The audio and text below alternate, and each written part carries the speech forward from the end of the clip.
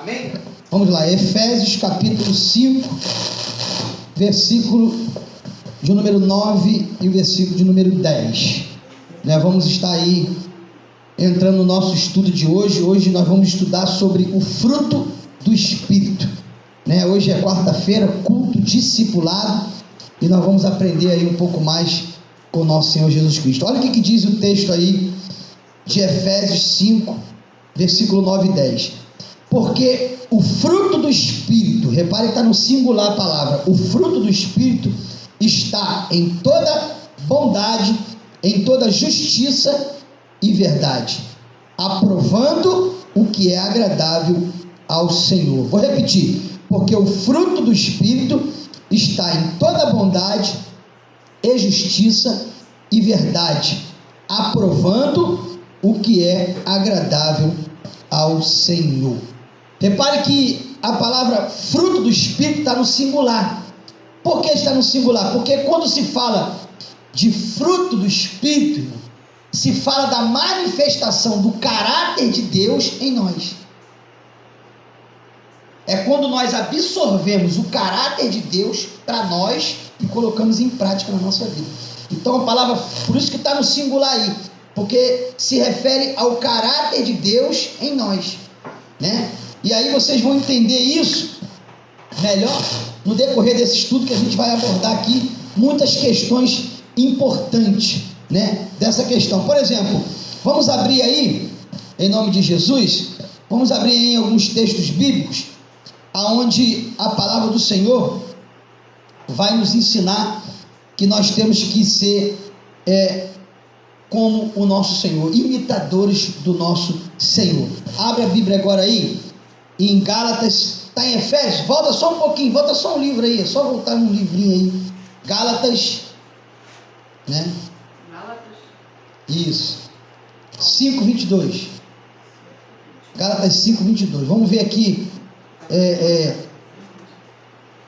vamos ver agora aqui as características do fruto do Espírito, O fruto do Espírito, ele tem que ter todas essas características aí que nós vamos ler agora.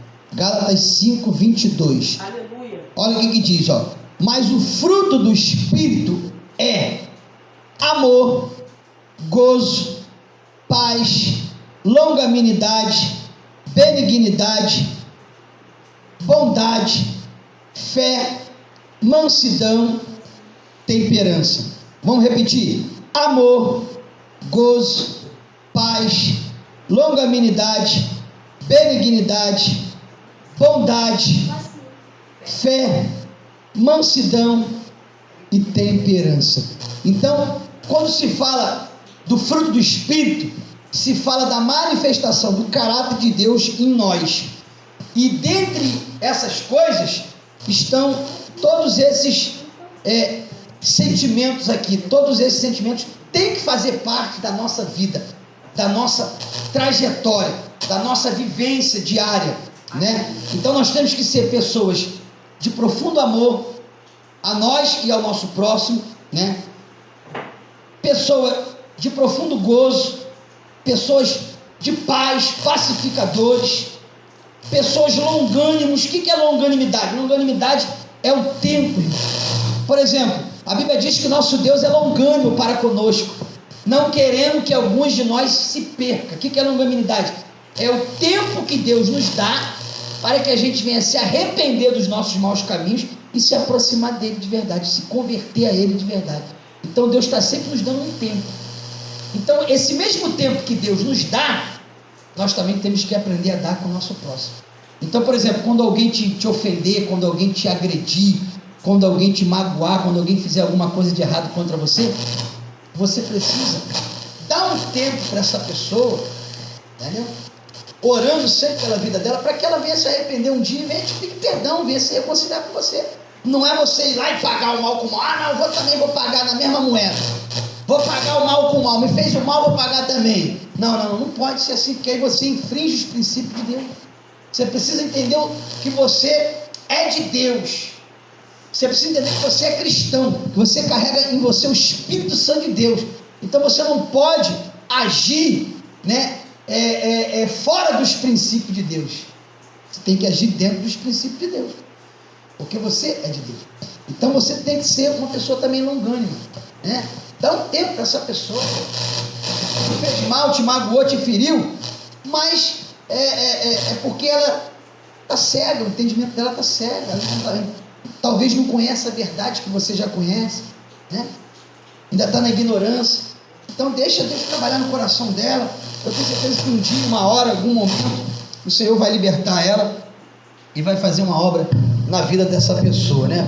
Deixa eu mudar aqui de microfone aqui, porque esse microfone hoje não tá legal não.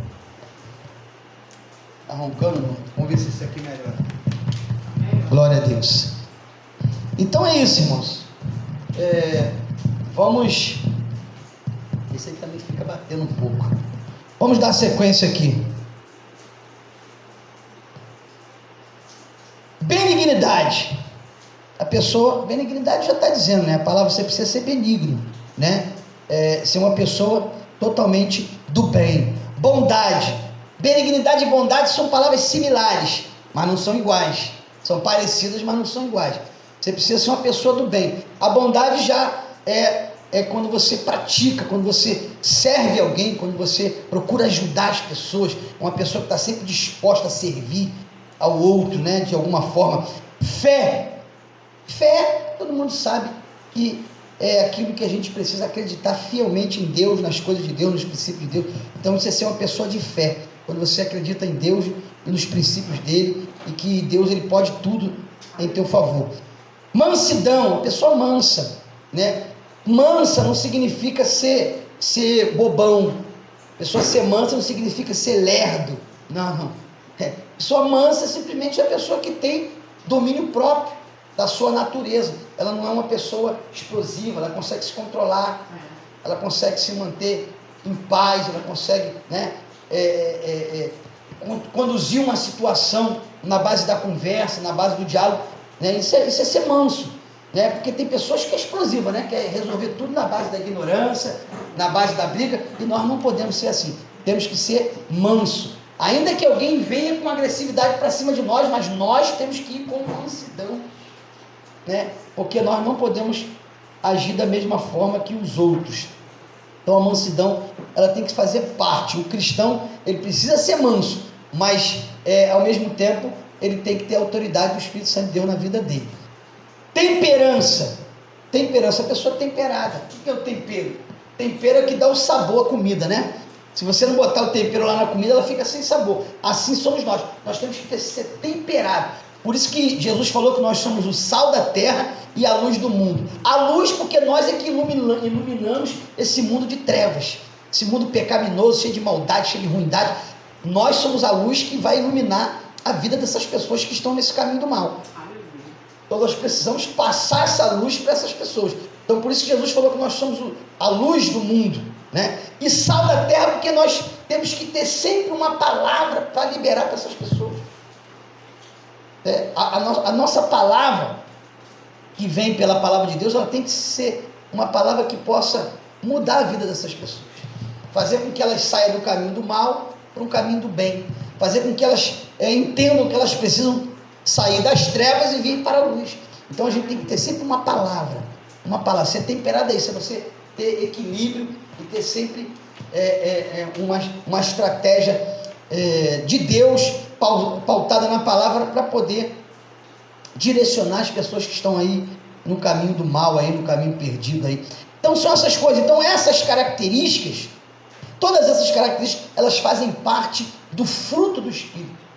Por quê? Porque o fruto do Espírito, como já falei aqui, é a manifestação do caráter de Deus em nós. Então tudo isso que nós falamos aqui, Deus tem, faz parte da essência de Deus, faz parte do caráter de Deus. Tudo isso aqui faz parte do caráter de Deus e precisa fazer parte do nosso também. Por quê? Porque o conselho bíblico é para que nós sejamos o quê? Imitadores de Deus. Vamos ver isso aí? Vamos lá. O apóstolo Paulo, ele vai nos ensinar aqui, ó, ele vai dizer em Filipenses 2,5. Está em Gálatas? Passa para frente um pouquinho aí, passa para frente um pouquinho que tu vai sair em Filipenses. Gálatas, Efésios, Filipenses 2,5. Isso, vai passando. Gálatas, Efésios, Filipenses. Filipenses está depois de Efésios. Vamos ler o capítulo 2, versículo 5. Achou? 2, 5. Isso. Capítulo 2, versículo 5. Depois de Efésios. Show? Olha o que diz, Filipenses 2,5, ó. Tá achando, Luquinha? Vou esperar o Luquinha achar aí também. Glória a Deus. Aí, todo mundo participando aí da palavra de Deus.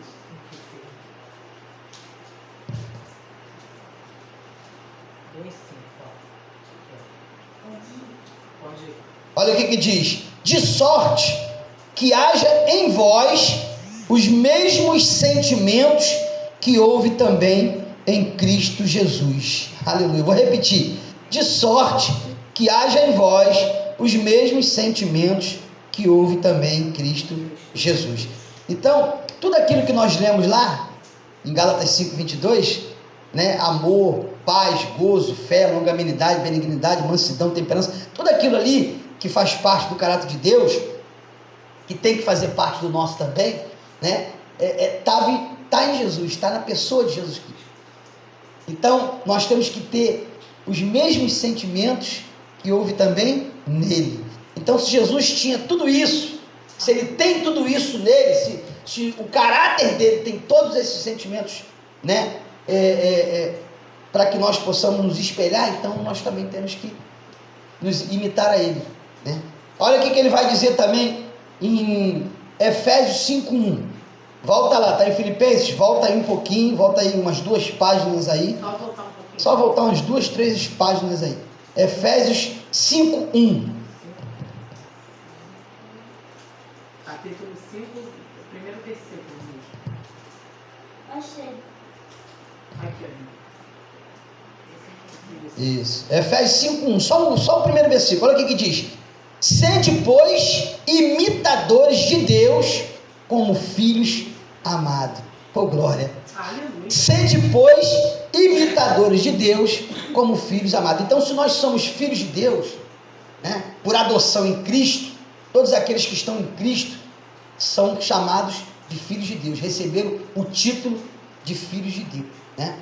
Porque existe a diferença do filho para a criatura, né? Nós só somos chamados de filhos de Deus quando nós entregamos a nossa vida para Cristo.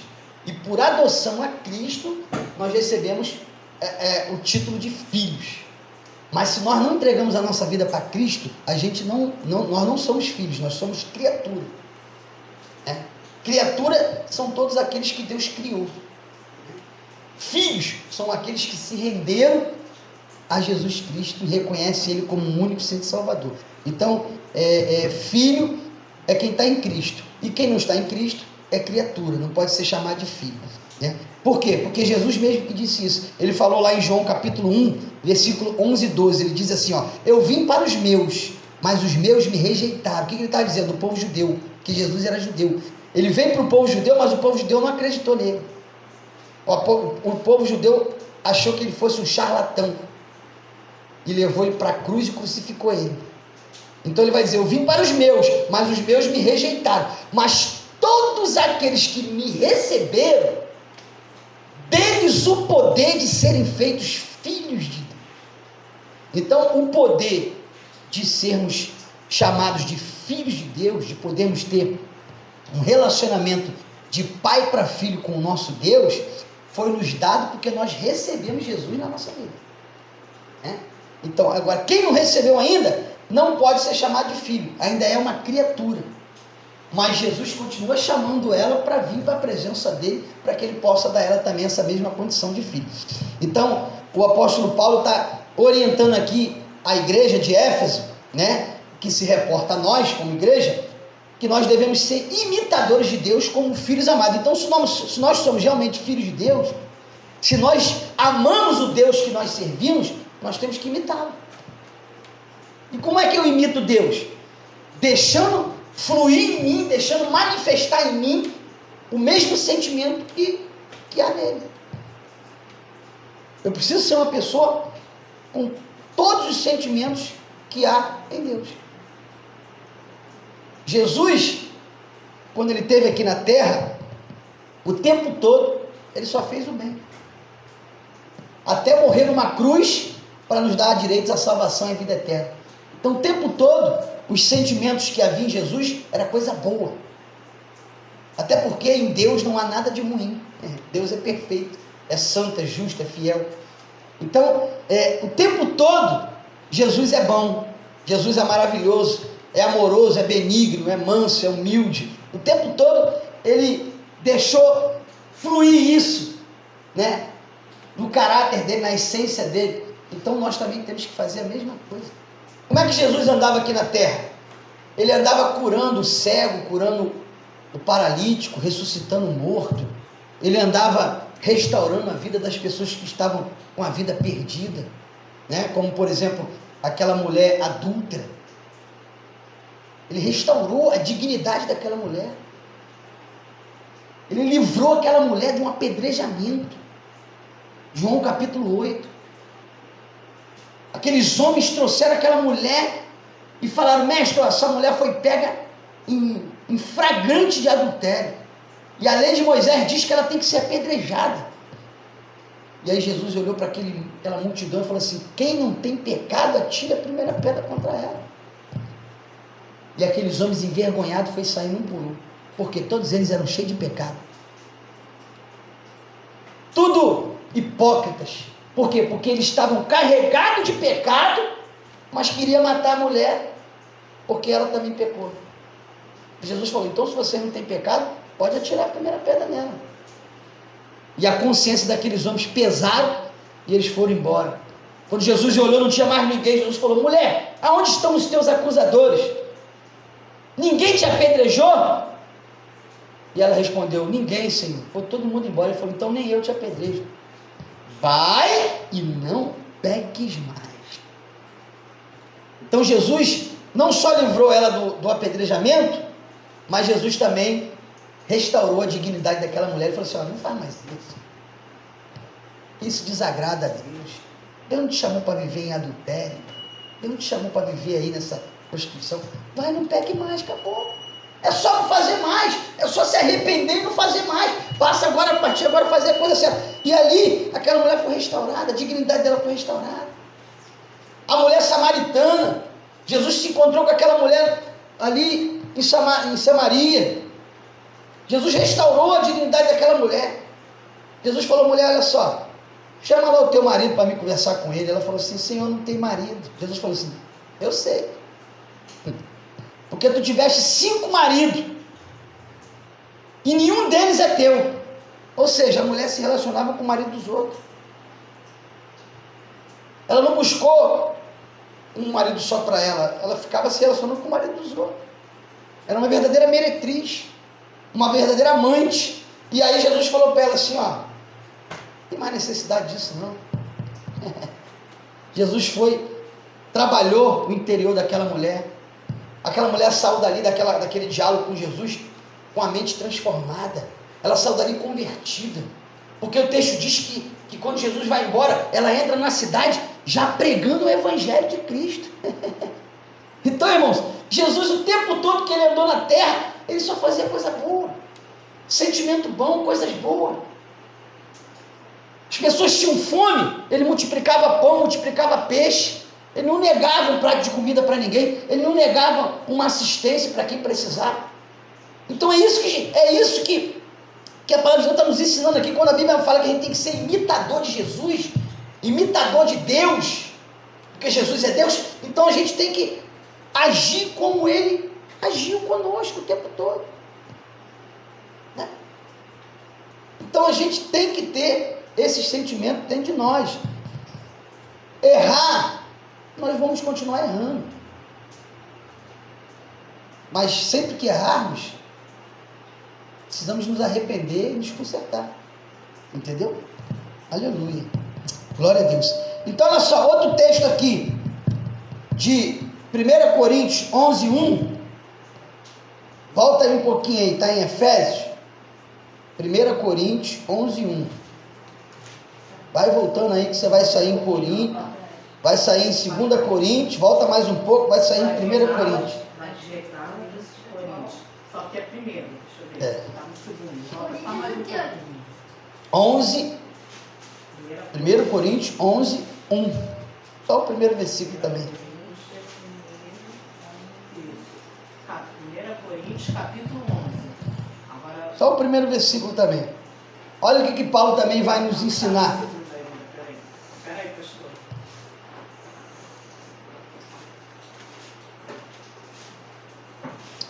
Aleluia, glória a Deus.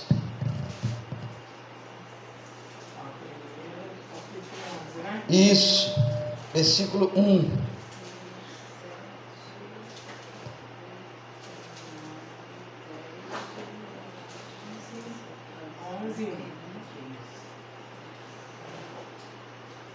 Amém?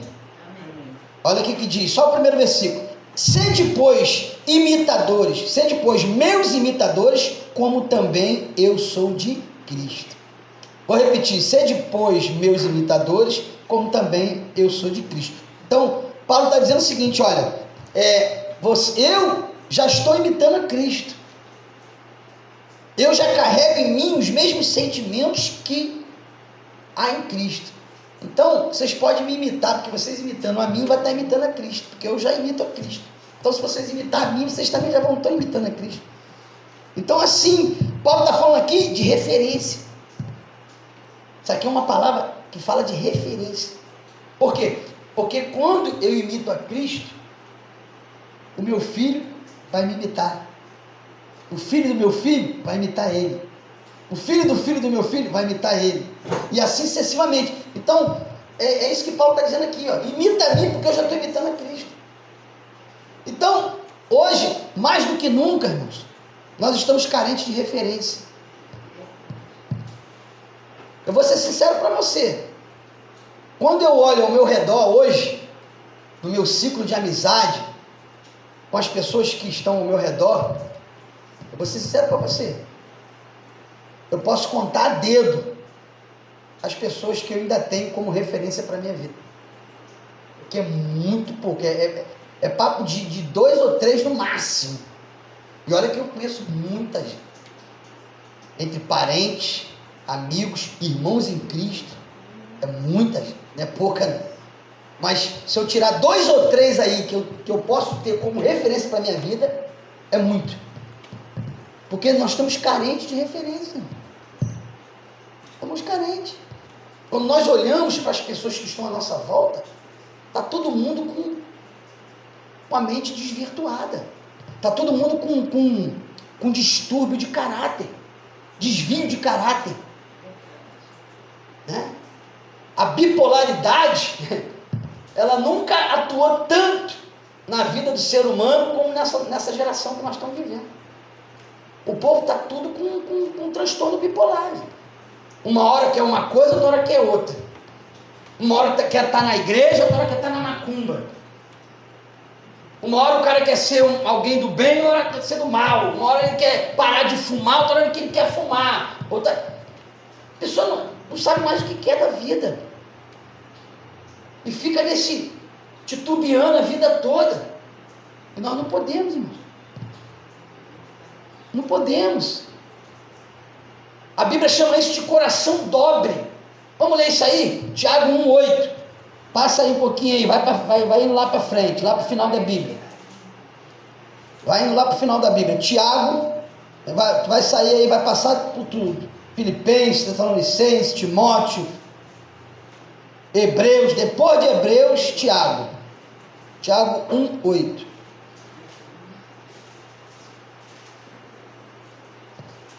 Amém ou não amém? Amém. Tiago 1,8.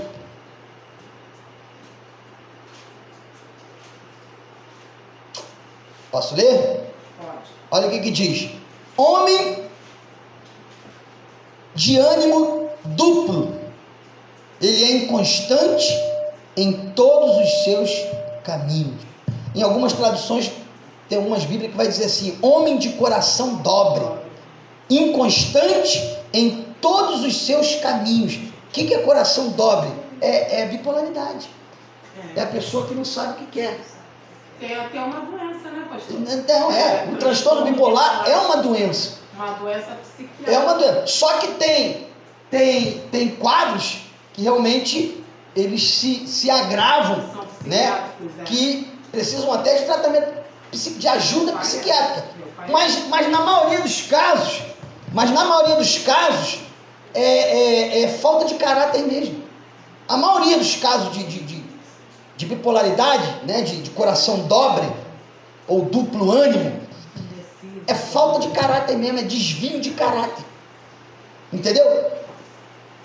Os casos que são psiquiátricos são bem poucos em relação à maioria. A maioria é desvio de caráter. Pessoas que ainda não se deixaram ter o seu caráter transformado por Cristo. Por quê? Porque o conselho bíblico para nós é que nós devemos ter a mente de Cristo. E ter a mente de Cristo é exatamente isso. É ter os mesmos sentimentos que há nele e nós. Quer fazer alguma pergunta? Aqui na Bíblia do Luquinhas, tá assim, mas eu expliquei para ele que é a mesma palavra. Sim. O homem indeciso é instável em todos os seus caminhos, ou seja, indeciso, sóbrio, é a mesma palavra. É a mesma coisa, só muda a palavra. Pessoa que fica indecisa, que fica Isso. entendeu? Então, nós precisamos, irmãos, deixar com que o Espírito Santo, ele realmente transforme o nosso caráter, né? E faça em nós o que nós chamamos de metanoia. Eu falo muito isso aqui. O que é metanoia? Metanoia vem do grego mudança de mente, né? Quando fala a palavra metanoia, é mudança de mente, transformação de mente. Então, se a minha mente só pensa coisa ruim, se eu deixar o Espírito Santo transformar ela agora vai passar a pensar coisas boas. Olha o que Paulo vai dizer acerca disso. Volta aí agora de novo em Filipenses 4:8. Filipenses 4:8.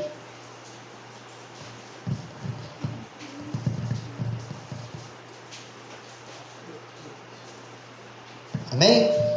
Filipenses 4:8. Olha o que a Bíblia vai nos aconselhar aí.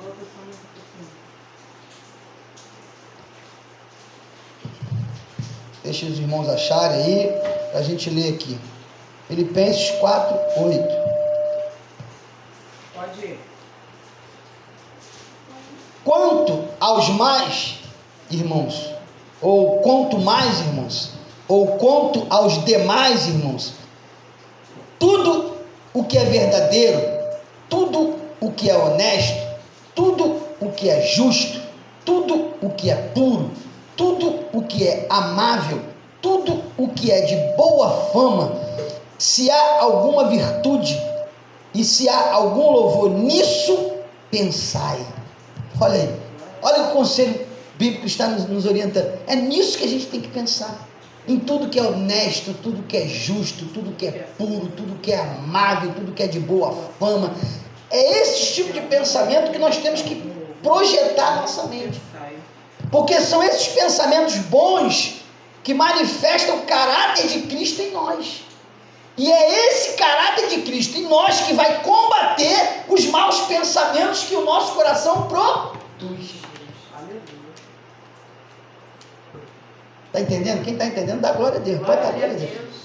Aleluia. Então, é isso, irmão. Vamos ver o que Paulo fala lá em 1 Coríntios. Volta lá em 1 Coríntios. Isso. 1 Coríntios, capítulo de número 2. 1 Coríntios, capítulo de número 2. Vamos ler o versículo 14, o 15 e o 16. 1 Coríntios 2, 14, 15 e 16. Pastor, como o senhor estava dizendo, no comecinho do 2, versículo 16, Aleluia. culto, o senhor disse que o nosso coração e a nossa mente, se deixar, ela realmente produz coisas malignas. Faz parte da natureza pecaminosa do homem. Só que com essa palavra aqui, que o senhor acabou de dizer, né? qual é a nossa parte nisso? Como É projetar a nossa mente. Isso, quando vê esse pensamento, né, de querer fazer algo de errado, aí você, não, está repreendido, não posso fazer isso, é errado, vou produzir agora um pensamento bom, algo que, o pensamento que né, isso aí. Não posso fazer isso. Isso, a palavra de Deus diz que eu tenho que ter a mente de Cristo, isso. que eu tenho que pensar como Ele, que eu tenho que agir como Ele. Repreender em mente, né? Exatamente. Porque o pensamento ruim... O pensamento bom é que vai combater o pensamento mal. Mas essa parte é nossa. É nossa, é verdade. Projetar nossa mente para isso. Olha aí, ó. 1 Coríntios 2, 14, 15 e 16. Achou aí? Peraí.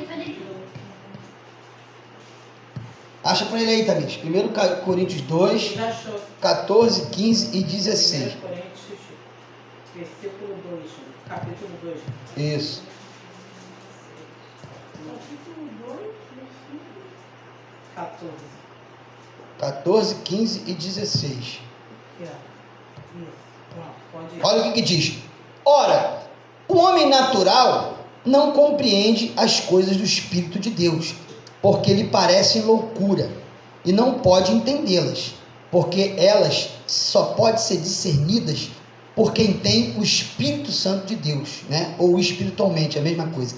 Mas o que é espiritual discerne bem tudo, e ele de ninguém é discernido, porque quem conheceu a mente do Senhor para que possa instruí-lo? É uma pergunta. Mas nós temos a mente de Cristo. Mas nós quem? Quem está falando aqui? É o apóstolo Paulo. Está falando para quem? Para a igreja de Corinto. Então ele está dizendo que ele e a igreja de Corinto, ou seja, os cristãos, quem está em Cristo, tem a mente de Cristo. Então, se eu estou em Cristo, se eu digo que eu sou cristão, eu preciso ter a mente de Cristo em mim. E como é que eu tenho a mente de Cristo em mim? Colocando em prática na minha conduta de vida os mesmos sentimentos que Jesus me ensinou. Os mesmos sentimentos que Jesus praticou quando esteve aqui na terra, andando, né, com a humanidade, e até hoje lá no céu intercedendo por nós. Então, aí você vê que Paulo começa dizendo o seguinte, que o homem natural, ele não pode, né, compreender as coisas do Espírito Santo de Deus. Então, por isso que quando você fala das coisas de Deus para uma pessoa mundana lá fora, ela não entende nada, ainda escarnece ainda. Tem uns que escarnecem, zomba da tua cara, né? Então, por que as pessoas hoje, elas estão, na sua maioria, as pessoas que não têm Jesus ainda, elas são contra a Bíblia, são contra os cristãos evangélicos, porque a mente deles não consegue entender isso aqui. Você vê que hoje, o que se apregou hoje na mídia aí fora, aí, o próprio governo aí, o que se apregou? Que ser homossexual é normal, que ser sapatão é normal, que ser ladrão é normal, que fumar maconha é normal. Então, na mente deles, tudo isso é normal. E se você prega contra isso, você é homofóbico, você é racista, você faz acepção de pessoa, nós somos acusados de tudo isso. Por quê? Porque nós entendemos a verdade, eles não entendem. Por que eles não entendem? Porque eles não têm o Espírito Santo de Deus para dar essa revelação para eles, para fazer eles entender isso. Então por isso que hoje tem se levantado aí pelo mundo afora vários movimentos. É movimento feminista, é movimento antirracial, é movimento LGBT que levanta a causa, né, dessa classe. Então, vários movimentos que estão se levantando por aí contra as escrituras, porque as escrituras condenam tudo isso. Mas tu tenta falar isso para eles, não entra na cabeça deles, não entra, simplesmente não entra. Eles têm você como inimigo, eles têm ódio, raiva de crente. Então, por quê? Porque é isso que Paulo está dizendo aqui, porque eles são homens naturais. O que é homem natural? Que não tem o Espírito Santo. Um homem natural não pode compreender as coisas do Espírito de Deus, porque ele parece loucura. O que eles falam que nós somos? Loucos. Ele fala que nós somos loucos, somos fanáticos, somos doentes, né? Então, mas quem tem o Espírito Santo de Deus entende tudo muito bem. É isso que Paulo está dizendo aqui. Porque nós temos a mente de Cristo. Então quem tem o Espírito Santo é porque está em Cristo. Se está em Cristo, tem a mente de Cristo. Então, é isso que o fruto do Espírito, ele produz em nós. O fruto do Espírito, ele produz em nós a mente de Cristo. E quando o fruto do Espírito produz em nós a mente de Cristo, nós temos os mesmos sentimentos que houve em Jesus. E nós também andamos como ele andou. Vamos ler isso? 1 João, aí já lá no final da Bíblia, antes de Apocalipse. Primeira epístola de João, capítulo de número 2, versículo 6.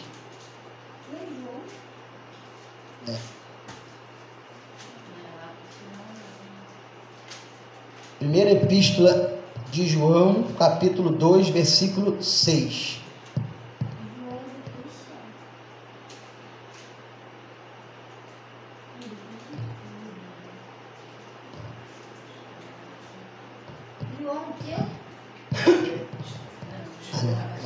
Lá no final da Bíblia já.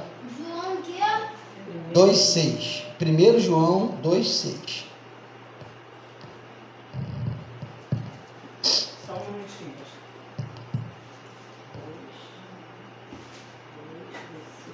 2, aqui. Essa Bíblia é tua, Ilza? Não, mas ele. Tá toda marcadinha. Não, Que Bíblia abençoada. Eu trouxe 2 Bíblias aí, deixei aí para os Logo irmãos. desconfiou, né? Essa Bíblia tá toda marcada aqui, ó. É porque de tempo em tempo eu sou obrigado a ir trocando de Bíblia. Vou trocando. Aí as antigas vai A ficando. Bíblia tá vazia aqui. Tem uma outra lá mais velha do que essa aí, tá toda marcada. Eu vou trazer para cá também para os irmãos. Porque às vezes chegam os irmãos que ainda não tem Bíblia ainda. Aí tem que ter uma Bíblia aí. Vamos lá. Eu vou aproveitar esse texto aqui que ele é muito forte. Eu vou ler do versículo 1 ao versículo 6. Amém? 1 João 2, do 1 ao 6. Todos acharam aí? Tu vai ler do começo? Primeira epístola de João 2, do 2 ao 6. Diz assim, ó. Meus filhinhos, estas coisas vos escrevo para que não pequeis. Mas se alguém pecar, temos um advogado para com o Pai, Jesus Cristo o justo. Ele é a propiciação pelos nossos pecados, e não somente pelos nossos, mas também pelo pecado de todo mundo. E nisto sabemos que o conhecemos se guardamos os seus mandamentos. Aquele que diz, eu o conheço, mas não guarda os seus mandamentos, é mentiroso e nele não há a verdade. Mas qualquer que guarda a sua palavra, o amor de Deus está nele verdadeiramente aperfeiçoado. Nisto conhecemos que estamos nele. Pois aquele que diz que está nele, nele quem? Jesus, também deve andar como ele andou. Oh glória, aleluia. Então, esse texto aqui é muito poderoso, por isso que eu fiz questão de ler do versículo 1 ao versículo 6, porque nós precisamos não só ter os mesmos sentimentos que houve em Jesus em nós, mas também precisamos andar como ele andou. E como que Jesus andou? Andou em verdade, em justiça, né?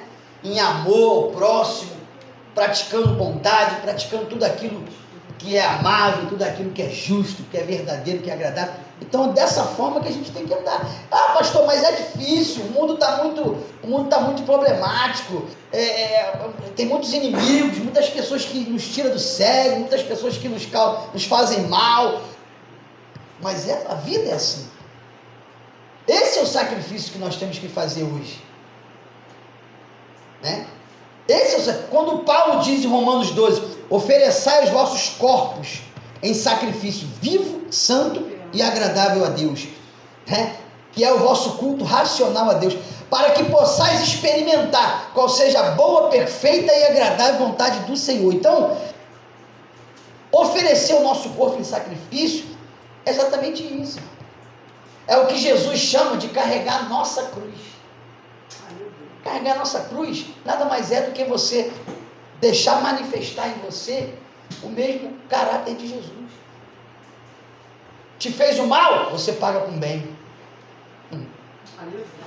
Estão querendo te guerrear contra você, você apregou a paz para ele. E assim sucessivamente. Esse é o nosso sacrifício, é esse. Por quê? Porque a nossa carne vai pedir para pagar o mal com o mal. A nossa carne vai pedir para revidar. Mas aí você vai lutar contra esses sentimentos ruins e vai praticar os sentimentos bons. E aí sim, você vai ter a mente de Cristo. Aí sim, você vai estar andando como Jesus andou. Porque Jesus, ele tomou tapa na cara, cuspiram nele, deram a punhalada nas costas dele, várias chicotadas, moeram Jesus. Sabe o que ele fez? Pai, perdoa eles, que eles não sabem o que estão fazendo.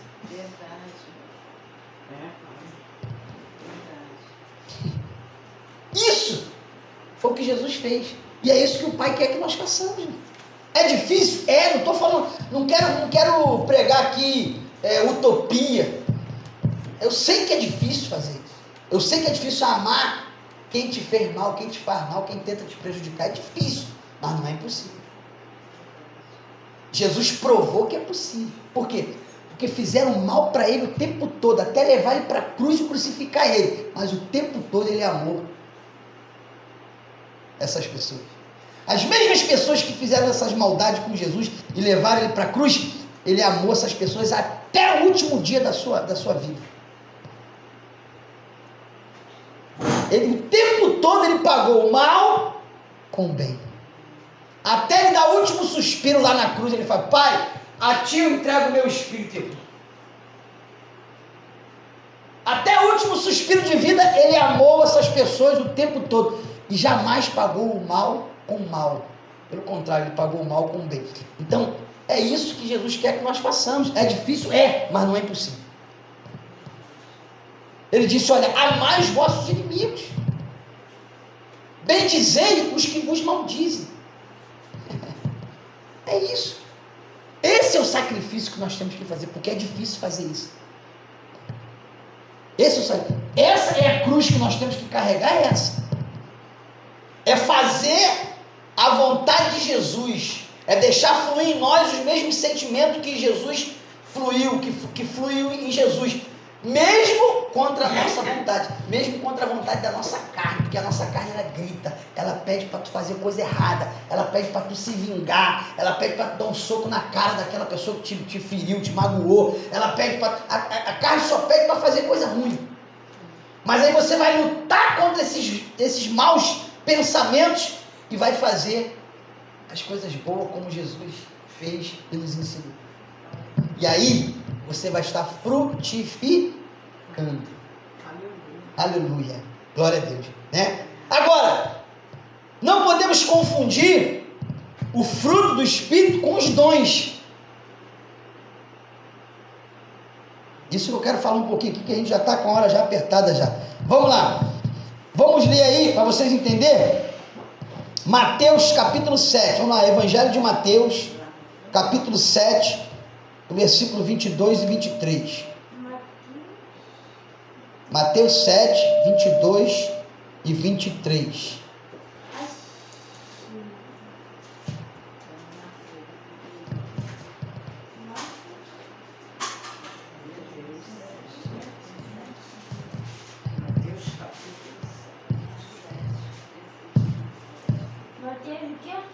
Capítulo 7.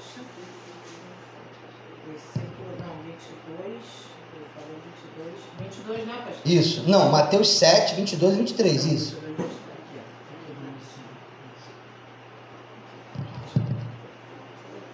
Esse aqui? Posso ler? Sim.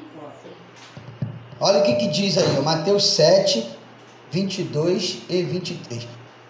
Muitos naquele dia me dirão: Senhor, Senhor, não profetizamos em teu nome? Não, em teu nome não expulsamos os demônios? Em teu nome não fizemos muitas maravilhas? Então eu lhes direi abertamente: nunca vos conheci. apartai-vos de mim, vós que pratica a iniquidade. Então olha só, nós estamos falando do fruto do Espírito, né? O fruto do Espírito, ele é diferente dos dons que Deus nos concede. Porque fruto do Espírito é de nós para Deus. Dons é de Deus para nós. O fruto do Espírito, eu é que pratico coisas boas, eu que ando no caminho reto, eu que pratico a verdade, o amor, a justiça, para que Deus possa achar graça em mim, para que Ele receba com cheiro suave na sua narina as minhas atitudes aqui na terra. Então, fruto é de mim para Deus. Agora, dons é de Deus para nós, porque os dons é Deus que nos concede. Está entendendo? O fruto, eu é que tenho que praticar, eu é que tenho que exercer ele. Os dons não. Os dons, Deus me dá, independente de eu praticar alguma coisa, de eu fazer alguma coisa, Ele me dá. Porque a Bíblia diz que Deus dá dom para todos. Depois nós vamos ler isso no Salmo 68. Né? Mas o que eu quero que vocês entendam aqui é que o que está acontecendo hoje? Nós estamos vivendo um período muito crítico de interpretações bíblicas, de discernimento bíblico. Está faltando discernimento bíblico para a igreja do Senhor Jesus nos dias de hoje. Está faltando. A igreja precisa buscar mais o discernimento espiritual para entender. Então, fruto é de nós para Deus. Dons é de Deus para nós. Ambas as coisas são diferentes. Então, só que as pessoas hoje, o que elas estão confundindo? Elas estão confundindo porque quando elas veem um camarada pregando bem, esse homem é de Deus. Aí vem um camarada orando por um enfermo e o enfermo ficando curado, esse cara é de Deus, caramba, ele orou, a pessoa ficou curada. Vê a pessoa operando os sinais, os prodígios, segundo os dons que Deus deu para ela, caramba, esse cara é de Deus. Não, nem necessariamente isso. Não é pelos dons que você discerne quem é de Deus e quem não é. Não é pelos dons, é pelo fruto. Quer saber se alguém é de Deus? Observa ele para ver se ele é uma pessoa amorosa, bondosa, benigna, amável, justa, fiel, verdadeira. Se a pessoa tem todas essas características, ela é de Deus. Não é pelo dom. Eu posso estar pregando aqui para vocês bem pra caramba, mas ser mó 71. Lá fora, estou cheio de parada errada. E aí? É isso que Jesus está ensinando aqui. Jesus falou que muitos naquele dia vão falar assim: Senhor, não profetizei em teu nome. O que é profetizar? Pregar a palavra. A profecia é isso aqui, ó, é a palavra bíblica. É quando a pessoa prega a palavra. É o que eu estou fazendo aqui com vocês aqui. Estou pregando a palavra, estou ensinando. Senhor, não profetizei em teu nome. Dom da palavra. Senhor, não expulsamos demônios em teu nome. Olha só, autoridade espiritual, expulsar demônio. O demônio é expulso no nome de Jesus, não é no meu nome. Senhor, não operei maravilhas, irmão. Maravilhas, para quem não sabe, é um dos 9 dons do Espírito. Um dos 9, os dons do Espírito Santo são 9. Dentre esses 9, o de operação de maravilha. Esse dom é um dom de excelência. Sabe o que é dom de operação de maravilha? É quando Deus dá esse dom para uma pessoa, que ela ora por alguém e Deus traz à existência o que não existe na vida daquela pessoa. Por exemplo, a pessoa não tem um olho, e você vai lá e ora e aparece o olho. Foi o que Jesus operou no cego de Jericó. Lembra do cego de Jericó? Jesus, filho de Davi, tem misericórdia de mim. Você lembra daquele homem gritando? Jesus foi lá: o que queres que eu te faça? Que eu tenha visto. A vista dele tinha sido arrancada, irmão. Ele não tinha o globo ocular. É diferente da pessoa que é cega. A pessoa que é cega, ela tem a vista, mas não enxerga. O cego de Jericó não, arrancaram a vista dele. Segundo o contexto histórico, o imperador Tito, quando invadiu Jerusalém, matou os pais dele e arrancou a vista dele, arrancou o globo ocular. Ele não tinha mais a vista, era um buraco. E Jesus falou: o que queres que eu te faça? Ele disse: que eu tenha vista. Jesus falou assim: que te seja feito conforme a tua palavra. E a vista, pum, apareceu. Isso é operação de maravilha, é coisa extraordinária. E aí Jesus está dizendo que essas pessoas algumas dessas pessoas, não todas, vão chegar para eles naquele grande dia, no dia do juízo final: Senhor, não curei em teu nome, não operei maravilhas, não expulsei demônio. Ele vai dizer: apartai-vos de mim, maldito, que eu nunca vos conheci. Por quê? Porque eles tinham o dom de Deus, eles usavam o dom, o poder que Deus deu para eles, mas não frutificavam, mas não tinham fruto. Tinha o dom, mas não tinha fruto. Era 7-1, era maconheiro, era pessoas do mal, se vestia de crente quando vinha para a igreja, mas lá fora, na vida particular deles, fazia um monte de porcaria, um monte de coisa errada. Então, você nunca diga que uma pessoa é de Deus só por causa do dom que ela manifestou. Nunca diga isso. Para você ter certeza se a pessoa é de Deus, você tem que primeiro conviver com ela por um tempo e observar se ela dá fruto ou não. Se ela dá fruto, aí sim você pode dizer: ali vai um homem de Deus, ali vai uma mulher de Deus. Porque só se conhece quem é de Deus e quem não é pela convivência. Eu não tenho como dizer que você é de Deus, nem você tem como dizer que eu sou de Deus, convivendo comigo um dia, 2 dias só. Não tem como, não dá para saber. Eu tenho que ter um tempo de convivência contigo para me observar a tua postura, a tua conduta, o teu comportamento, e aí eu vou chegar à conclusão se realmente você frutifica ou não. Então não se conhece pelos dons, mas se conhece quem é de Deus pelos frutos. E é isso que Jesus vai dizer aqui agora. Vamos ler aqui. Aí Mateus mesmo, Mateus 7, agora nós vamos ler aqui, ó, a partir do versículo 15. Nós lemos o 22 e o 23, vamos ler agora do 15 em diante. Mateus 7 mesmo, do 15 em diante. Olha o que diz a palavra de Deus. Amém? Achou aí? Todos acharam? Glória a Deus. Mateus 7, do 15 em diante.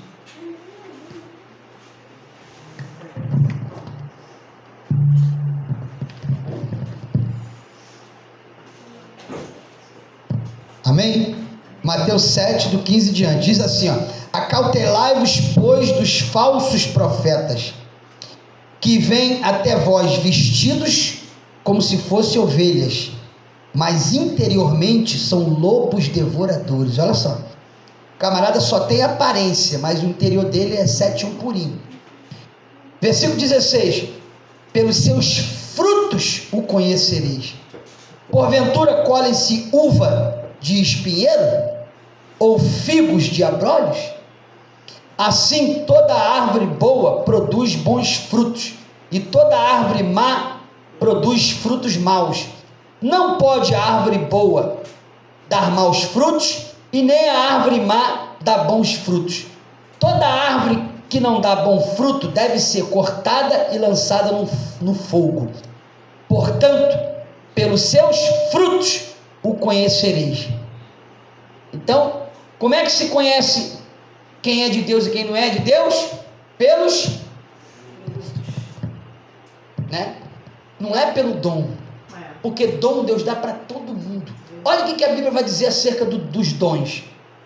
Vamos abrir lá em Salmo 68, versículo 18. Salmo 68, versículo 18.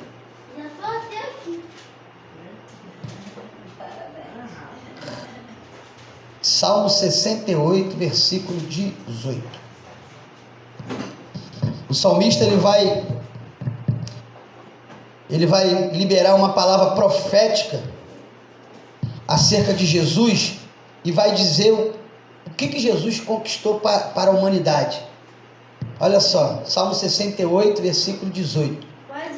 Diz assim, ó: tu subiste ao alto e levaste cativo o cativeiro, e recebeste dons para os homens, e até para os rebeldes, para que o Senhor Deus habite entre eles. Vou repetir: tu subiste ao alto, levaste cativo o cativeiro, recebeste dons para os homens, e até para os rebeldes, para que o Senhor Deus habite entre eles. Então, aqui o salmista, ele está salmodiando. A palavra salmo significa cânticos, né? Então ele está salmodiando, mas inspirado por Deus, possuído pelo Espírito Santo de Deus. E nesse salmo ele está proferindo o que Jesus faria, porque aqui foi cerca de 2000 anos antes de Cristo nascer. Mas ele já estava proferindo o que Cristo faria por nós. Que quando ele morresse naquele Calvário, naquela cruz, ele ia levar sobre ele o cativeiro, ia receber do Pai dons para distribuir para nós. Então ele levou sobre ele, quando ele morreu, ressuscitou, ele subiu de volta para o céu, levou com ele o cativeiro. Aí Isaías vai narrar isso no capítulo 53, Isaías vai narrar, e ele levou sobre si as nossas iniquidades, as nossas enfermidades, as nossas dores, as nossas transgressões, as nossas maldições, o castigo que nos traz a paz estava sobre ele, aleluia, e nos sarou pelas suas pisaduras. Então, tudo isso Jesus fez por nós quando ele morre lá naquele Calvário e depois ressuscita ao terceiro dia. E quando ele sobe de volta ao Pai, de volta para o lugar que é dele, ele leva com ele todas as nossas maldições e recebe dons e distribui por intermédio do seu Espírito Santo.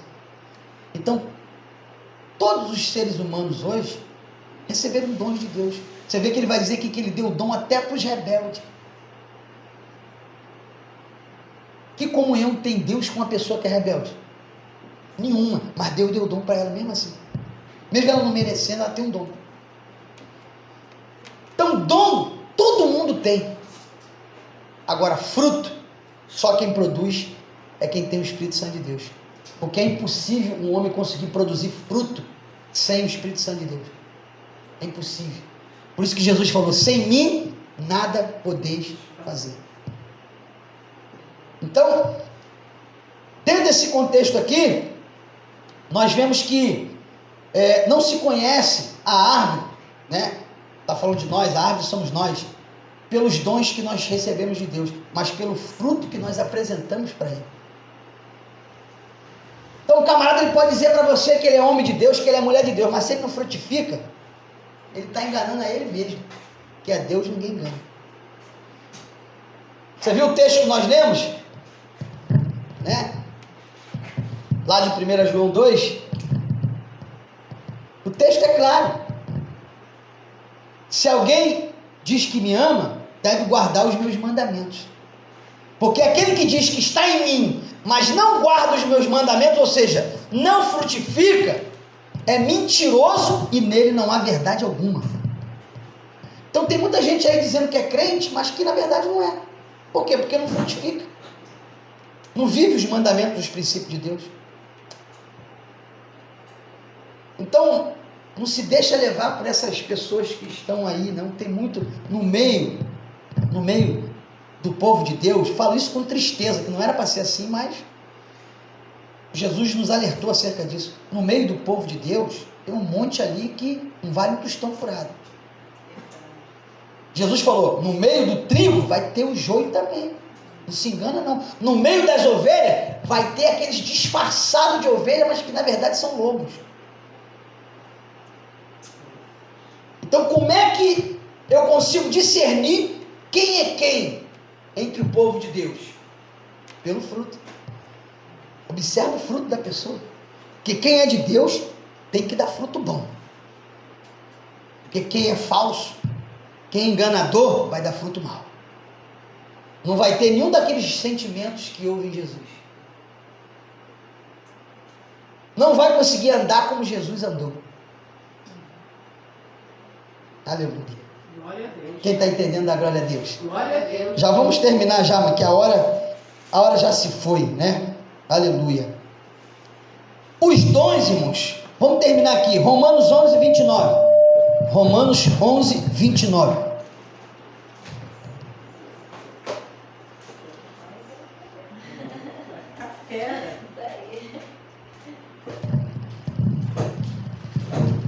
Romanos 11, 29.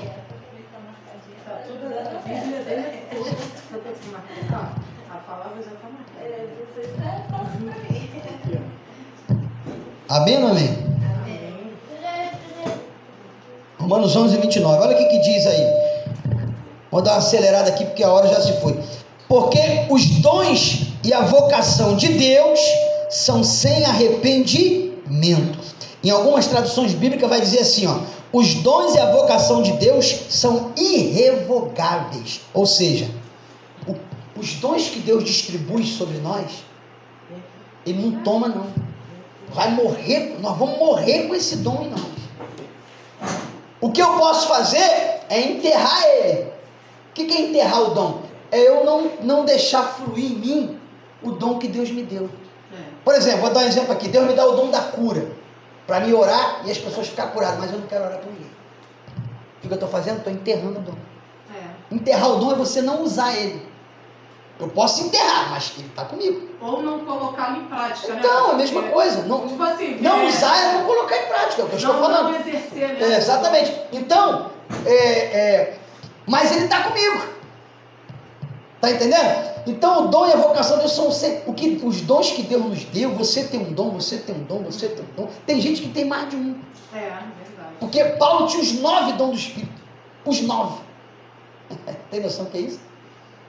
Só que Deus dá mais para quem busca mais. Entendeu? Paulo buscava muito. E a obra que Paulo fez foi necessária em ter os 9 dons do Espírito. Né? Então é isso. Então Deus não vai te dar os 9 dons do Espírito para ficar em casa sentado sem fazer nada. Se você se lançar na obra, se você trabalhar bastante para Jesus, Ele vai te acrescentando cada vez mais de acordo com a necessidade que você vai ter. Entendeu? Então dons são irrevogáveis, sem arrependimento. Então, os dons que Deus me deu, vai morrer conosco. Então, se Deus me deu, eu preciso granjear, eu preciso multiplicar. Porque senão eu vou prestar conta no dia do juízo. Né? Então, se a gente vê na parábola dos talentos, o Senhor Jesus vai dizer que o Senhor deu 5 talentos para um, deu 3 para outro e 1 para outro. O que tinha 5 multiplicou para 10, o que tinha 3 multiplicou para 6, o que tinha 1 enterrou, não multiplicou nada, enterrou. Quando o Senhor vem prestar conta, vem cá, os 5 talentos que eu te dei, está aqui, meu Senhor, multipliquei, tem 10 agora. Glória a Deus. O outro que tinha 3, está aqui, multipliquei, tem 6 agora. E o outro que tinha 1, meu Senhor, eu sei que o Senhor planta, colhe onde não planta, eu fiquei com medo e enterrei. O Senhor falou, apartai-vos de mim, maldito, para as trevas exteriores, onde há pranto, ranger de dente, servo mau e negligente. Então, os dons, nós vamos ter que prestar conta com Deus no dia do juízo. Deus vai falar, cadê os dons que eu te dei? O que tu fez com ele? Me apresenta aí. Né? Então, são irrevogáveis, sem arrependimento. Quer a prova disso? A maior prova de que os dons de Deus são sem arrependimento e irrevogáveis é Satanás. Porque Deus expulsou ele lá do céu, porque ele se rebelou contra Deus, mas Deus não tomou os dons dele não, ele continua com os dons. E sabe o que a Bíblia vai dizer? Mateus 24, vai dizer que ele opera sinais, prodígios e maravilhas, e se possível for, enganaria até os escolhidos, que somos nós. Se possível, ele engana até nós, com sinais e prodígios aí. Tem muitos sinais e prodígios aí que tu pensa que é Deus que está atuando, mas não, é o diabo. Então a gente tem que ter discernimento para saber. Então, são essas coisas que a gente precisa estar ligado. Né? Mas o princípio básico desse estudo é falar acerca do fruto do Espírito. Porque isso deve fazer parte da nossa essência, porque o fruto do Espírito nada mais é do que o caráter de Deus formado dentro de nós. Então que nós possamos frutificar, andar alinhados com os princípios de Deus, para que Ele possa achar graça em nós e venha nos justificar nessa nossa caminhada de fé com Ele nessa terra. Amém? O que você queria falar, Thaís? Não, acerca disso dos dons, por exemplo, aqui nós temos a minha filha Letícia, que tem o dom de louvar a Deus, né? Só que o senhor já explicou isso muito bem, explicado. Se ela, no caso, não colocar isso em prática e deixar isso fluir na vida dela, né? Acaba se enterrando ou acaba também não multiplicando esses dons como como a palavra de Deus diz. Sim. Entendeu? No caso, o Guilherme, que Deus já falou que ele tem o dom da palavra de Deus, para um dia futuramente ser um pastor. Né? Se não for pegar a palavra, para ler a palavra, para praticar esse dom, porque eu já vi pessoas que chegaram assim e falaram assim, mano, eu tenho o dom da palavra. Amém, Deus deu esse dom, mas a pessoa não pratica esse dom, aí você nunca vai ver a pessoa pregar, né? Você nunca vai ver essa pessoa botar em prática porque ela não pratica esse dom. Eu tenho o dom de louvar, né? Mas a pessoa não louva. Então foi o que o pastor estava explicando muito bem. Se tu não exercer o dom que você tem, você vai acabar enterrando ele. Precisamos vai colocar em prática. Frutificar. E frutificar é você exercer, você botar em prática, né? É você multiplicar aí o que Deus tem te dado, porque haverá um dia em que o Senhor vai vir prestar conta conosco de tudo aquilo que Ele nos concedeu, né? E não só isso, irmão, não só referente aos dons que Deus nos concedeu, mas referente aos princípios que Ele nos orientou a vivê-los, né? Então, os princípios de Deus tem vários segmentos. Existem os princípios que Deus deu para a família, existem os princípios que Deus nos deu para o relacionamento com os nossos amigos, existem os princípios que Deus nos deu com o nosso relacionamento com as autoridades constituídas. Então tudo isso nós temos que obedecer. E quando a gente obedece esses princípios, a gente está frutificando. Está entendendo? A Bíblia não diz que nós temos que obedecer todas as autoridades porque elas foram constituídas por Deus, então tem que obedecer as autoridades. Então nós temos várias autoridades sobre a nossa vida, a começar dos nossos pais.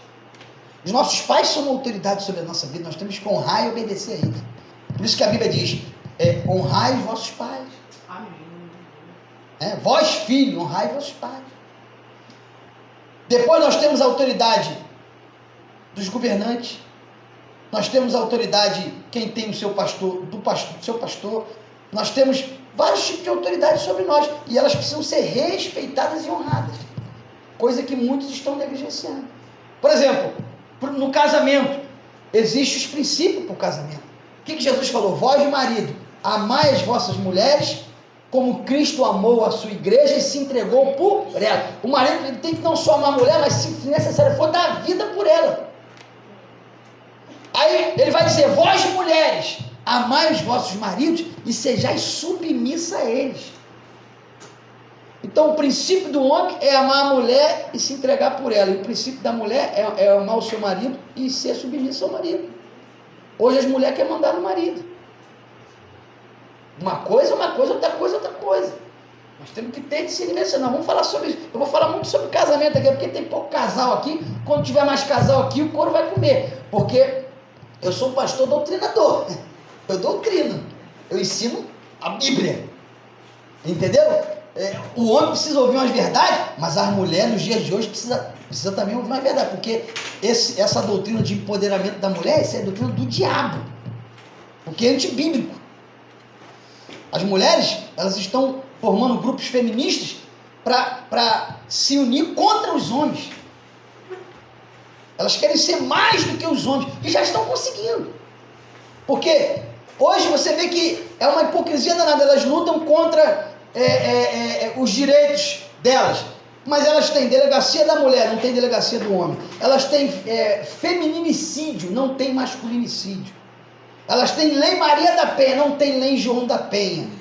Elas têm vagão exclusivo para elas no trem, não tem vagão exclusivo para o homem no trem. Elas já ultrapassaram os homens em direito e elas continuam com o mesmo sermão dizendo que elas querem ser igual ao homem. Como que elas podem ser igual ao homem se elas já passaram o homem em direitos? Você vê a hipocrisia, mas tudo isso induzido pela mídia. É a mídia, os grupos feministas, que coloca essa inversão de valores. Isso é uma inversão de valores. Então a mulher cristã não pode se deixar levar por esse movimento aí fora, não. Ela tem que ficar na posição dela e honrar o marido dela e ser submissa ao marido dela. Isso é o papel da mulher de Deus. Então, nós vamos falar muito sobre isso aí. Deixa eu encerrar esse estudo aqui, que Deus te abençoe e até a próxima.